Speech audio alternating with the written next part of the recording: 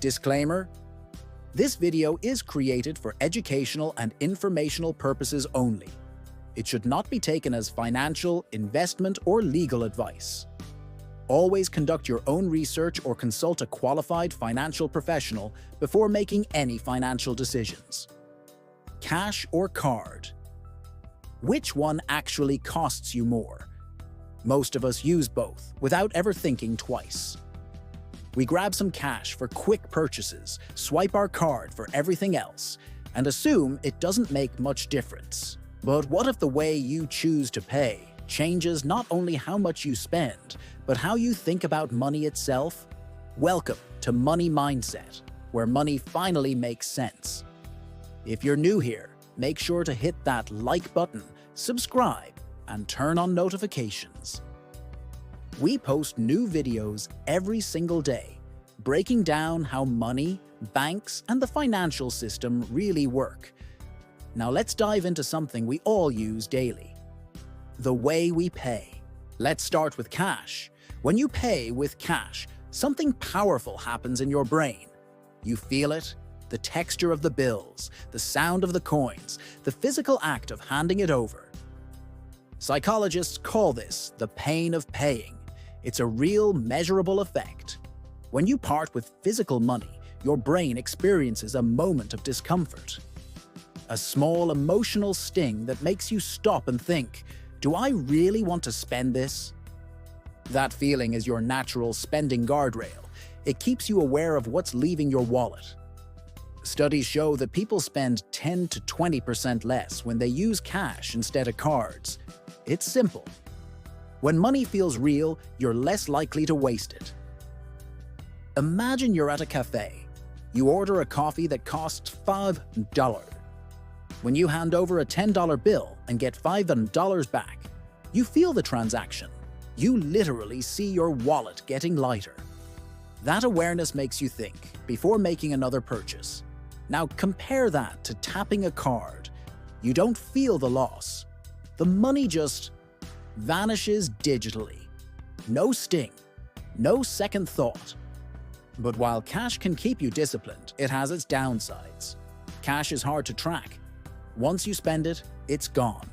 No record, no digital trail, no spending data. Lose your wallet, and that's it. And let's not forget inflation. Every year, the value of cash quietly shrinks. The $100 you keep in a drawer today might only buy $95 worth of goods next year. Holding too much cash means your money is slowly losing value over time. Now let's switch to cards, debit or credit. Cards are convenient, fast, and let's be honest, they feel good to use. There's a psychological pleasure in tapping a card or checking out online. It feels effortless. But that's exactly the problem. When something feels easy, we don't think twice. That's why studies show that people spend significantly more, sometimes up to 30% more, when paying by card instead of cash.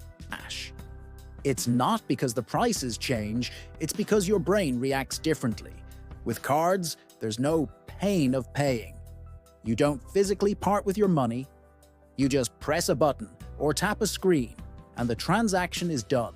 And that frictionless experience disconnects you from the value of what you're buying. Think about online shopping.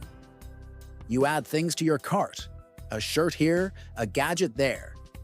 And with one click, you've spent $150. No counting bills, no hesitation. That's the magic, or the danger, of digital payments. They make spending invisible. Now let's look at credit cards more closely. Credit cards can be a great tool, or a financial trap, depending on how you use them. When you use a credit card, you're borrowing money. If you pay your balance in full each month, you're fine. You avoid interest and might even earn rewards like cashback or miles. But if you don't pay it all off, that's where it gets expensive. The average credit card interest rate today is around 20% or higher. That means if you carry a $1,000 balance and only make minimum payments, you could end up paying hundreds of dollars extra in interest, just for the privilege of spending money you didn't have. And that's exactly how banks make billions every year. They profit from the gap between convenience and discipline. Every time you swipe your card, there's a small transaction fee that the merchant pays, usually between 1% and 3%. That may not sound like much, but multiplied by millions of transactions every day, it becomes a massive stream of income for banks and card companies. And if you miss a payment, they make even more from late fees and penalty rates. But before you think credit cards are pure evil, here's the truth. Used responsibly, they can actually work for you.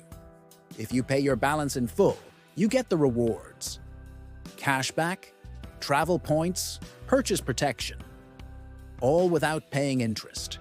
You can build your credit score, which helps you qualify for better loans and lower rates later.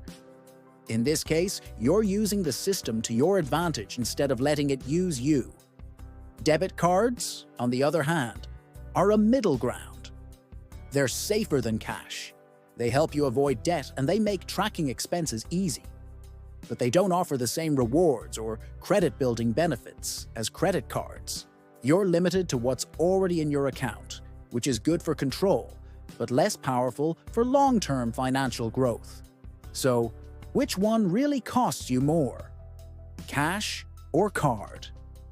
If you're someone who struggles with impulsive spending, cards are your enemy.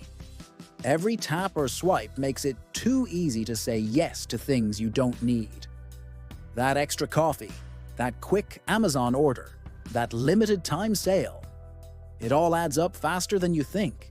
You might not notice the impact until you check your statement and realize you've spent way more than you planned. But if you're disciplined, if you track your expenses, pay off your balance every month and take advantage of rewards, cards can be an incredibly efficient tool. They give you protection, convenience, and benefits that cash simply can't offer. Cash, meanwhile, keeps you honest. It slows down your spending and makes you think. It's perfect for budgeting, especially if you're trying to reset your money habits or stick to strict limits. But relying only on cash has opportunity costs: no rewards, no credit building, and the constant erosion of value through inflation. So maybe the real answer isn't cash versus card, but how you use both. Cash gives you awareness, cards give you opportunity. The smartest strategy is to combine them. Use cash for everyday spending where you need discipline, and use cards strategically for rewards and major purchases you can pay off immediately. Remember, the cost isn't in the tool, it's in the behavior. Money management isn't just about math, it's about psychology. The more you understand your spending triggers, the better you can control them. So, tell us in the comments, are you Team Cash or Team Card? Do you find one helps you manage money better than the other? I'd love to hear your experience. And before you go, make sure to like this video, subscribe to Money Mindset, and turn on notifications so you never miss a post. We upload new videos every single day, helping you understand how money, banks, and financial systems really work in a simple, visual, and relatable way. Because here at Money Mindset, we believe one thing: the more you understand money, the better it works for you.